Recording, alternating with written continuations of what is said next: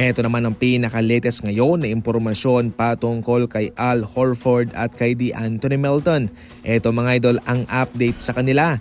Ayon mismo kay Brett Segel, ang NBA insider ng Clutch Points, sa ngayon ay hindi pa raw pumipirma ng kontrata sina Melton at Al Horford. Tanging verbal agreement lamang ang kanilang ginarantiya sa Golden State Warriors. Ibig sabihin niyan ay mayroong usapang naganap, mayroong diskusyon at umuo na sina Melton at Horford sa Golden State Warriors, pero wala pang pirmahang nagaganap sapagkat nadedelay pa itong kay Kuminga.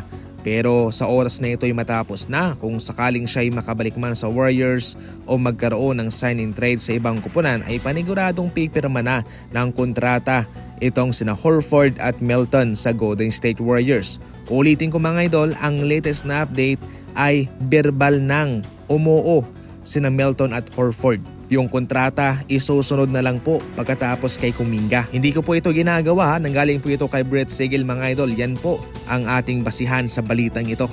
Samantala, mas malaki pa ang impact nitong si Hansen Yang sa kanyang debut sa Summer League kumpara sa debut ni Cooper Flag versus Bronny James.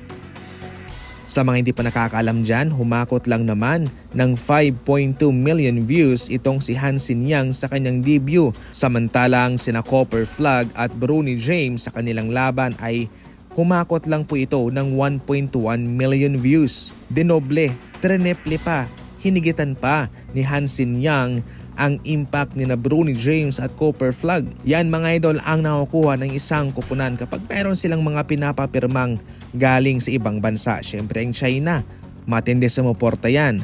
Ang Japan, isa din yan sa mga mainit na magpakita ng kanilang suporta sa kanilang player.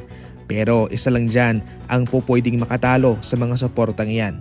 Ang Pilipinas, kapag kinuha lang nila si Kai Sotto, aba siguradong babaha ang suporta ng mga Pilipino sa sino mang team na susugal at kukuha kay Kai Sotto. Ayon sa survey mga idol, sa pangkabuang populasyon ng Pilipinas ay nasa 64% ang NBA fans at yung mga diehard naman ay nasa 37%. Pero kung sakaling ilalagay mo si Kai Sotto, kung mayroong kukuha sa kanya, paniguradong magiging 100% ang susuporta dyan. Buong Pilipinas ang susuporta sa'yo. Maliban dyan mga idol ay panigurado rin po na maraming bibili ng kanilang merchandise at tataas ang sales niyan. Kung ating ikukumpara Hansen Yang versus Kai Sotto, di hamak na mas magaling itong si Hansen Yang. Kitang-kita naman yan sa kanyang galawan, sa kanyang laruan. Pero syempre kung fans lang ang pag-uusapan, aba, matatalo. Basic na basic lang yung China at ang Japan. Mas malakas sa muporta ang Pilipinas. Proverbs 3 verse 5 to 6. Trust in the Lord with all your heart and do not lean on your own understanding. In all your ways acknowledge Him and He will make your paths straight.